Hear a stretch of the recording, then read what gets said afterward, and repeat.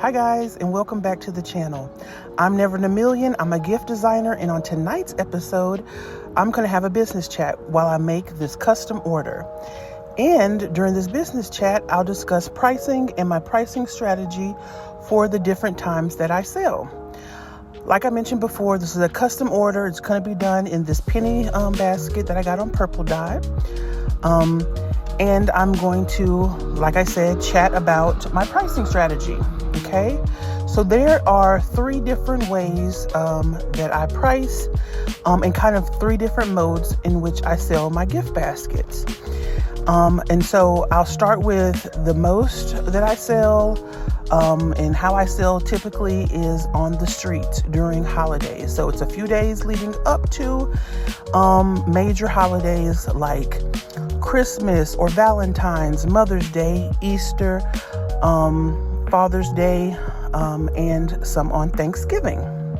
And I will sell on the streets in my town or in another town over. It's kind of, a process that a lot of gift designers do. We do this leading up to the holiday, like I said, a few days before. Sometimes I will go, if the holiday is on a weekend, like a day after a holiday as well. That's the primary way that I run this side hustle business. Okay, so I create gifts and I sell in the street, and it is my favorite way to sell because I'm typically selling to people who have waited the last minute, or in cases like Thanksgiving and the holiday Christmas time, I'm usually selling while businesses are traditionally closed for like holidays. So in that method, I use very structured pricing. The price is the price of the gift. I usually kind of work backwards and see what my total sales want to be, what I want that to be, a kind of a goal towards numbers, and then I count my gifts, and I make sure that I have enough gifts in a different range of pricing. And I use kind of like a little balance sheet, I guess you would call it, in which I'll have a certain number of $35 gifts, a certain number of inexpensive, a few high-ticketed items. And this works very well because the customer kind of has a need and will, I don't want to say basically pay whatever price I have out there because they do have their own budget, but the price is the price and it's firmer, okay? So that is my favorite way to sell. I typically make the most, funds during this side hustle gift basket business during those major holiday street sales. Okay. And then I would say probably my second favorite of the three would be events. Okay. So those are events that's usually held at a venue. I'm usually selling along other crafters who may sell like homemade jewelry, soaps, lotions, potions, jewelry. I don't know if I mentioned that. It's just kind of like handmade crafts. And I will make gifts and I will sell them during there. But I have a different pricing strategy. One, because it is a little bit more competitive. Of course, when I sell in the streets, there's more and more basket makers selling on the streets now. So I do price competitively.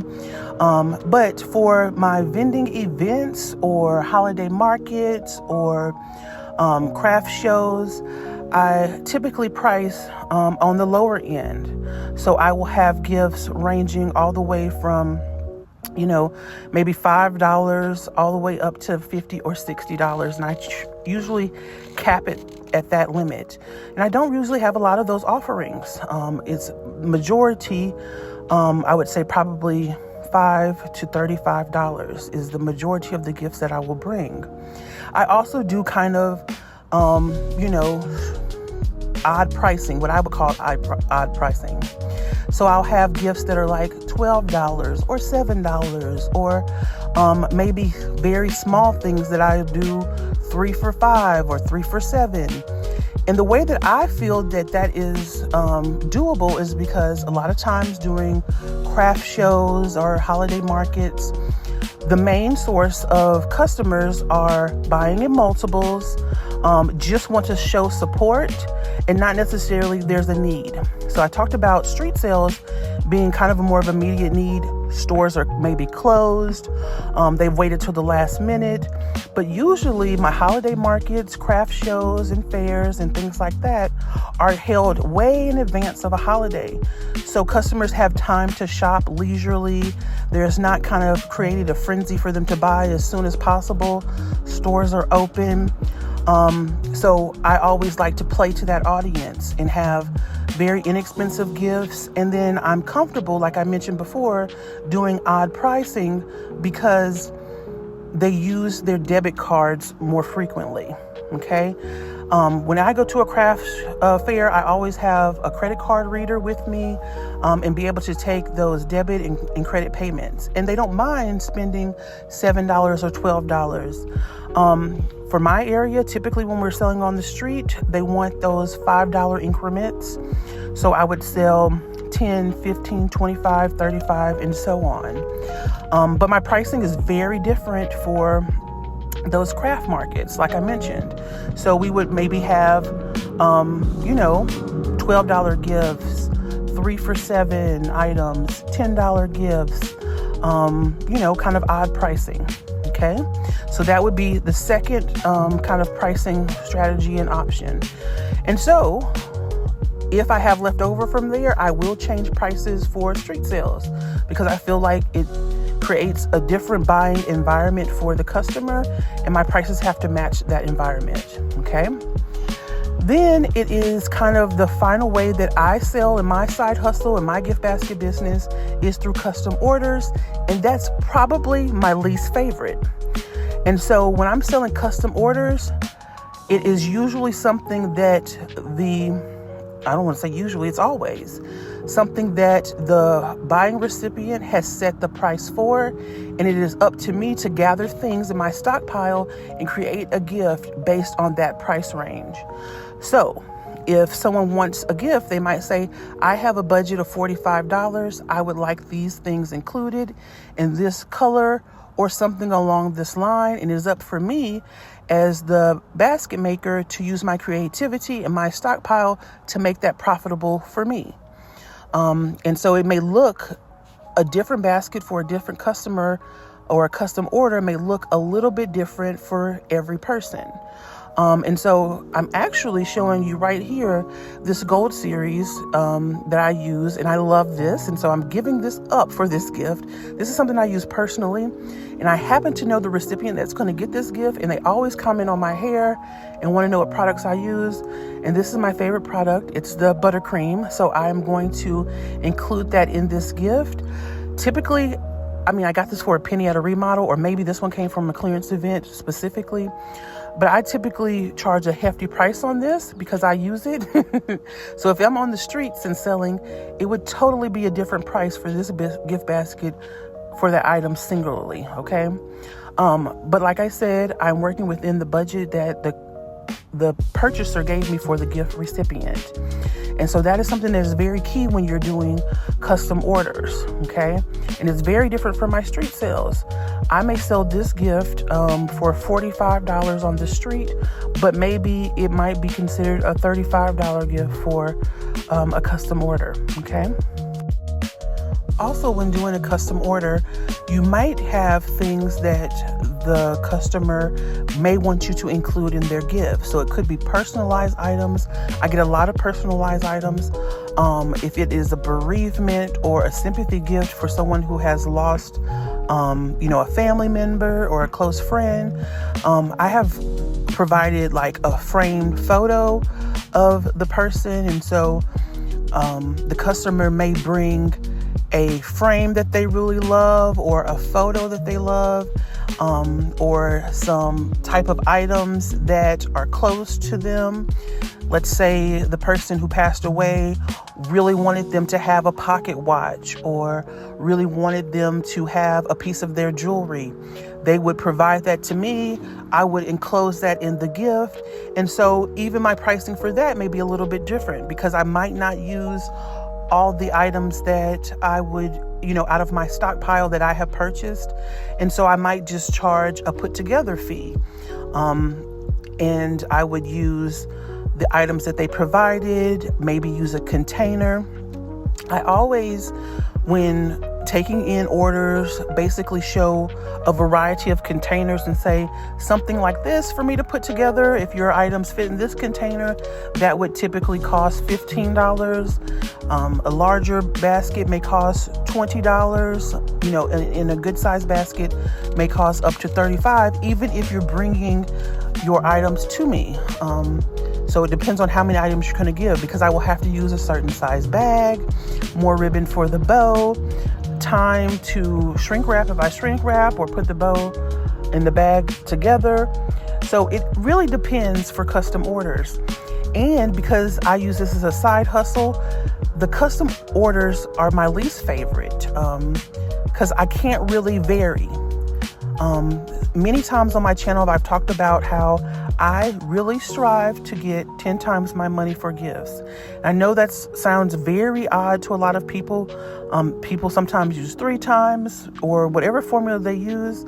But because I penny shop often and I have a lot of things in my stockpile that were less than $1, I am actually always searching for 10 times my money. That's very extremely hard to do if you're at a craft event or, a selling vendor event, or if you're taking in custom orders. And so from my perspective, that's not really the game that I like to play.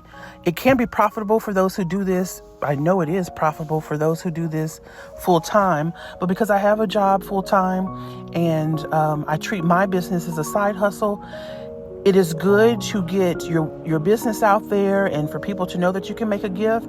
But I have passed on orders that just aren't feasible for my time schedule, or is just not going to reap me the correct amount of profit needed for a gift or for my business, because I could actually be putting in merchandise in my custom orders that I know on my favorite time during the street sales will bring hundreds more dollars, honestly.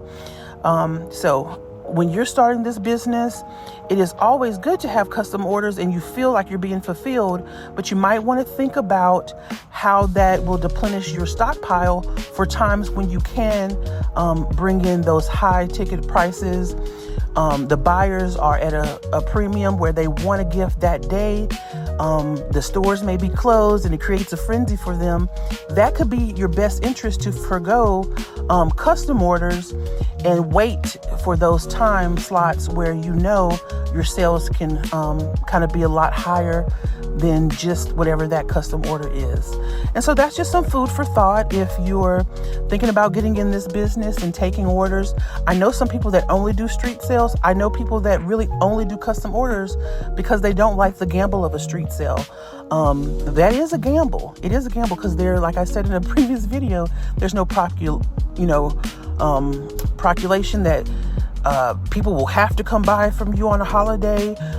People, may not want to get out in the rain and the cold, which I've never had a problem with that.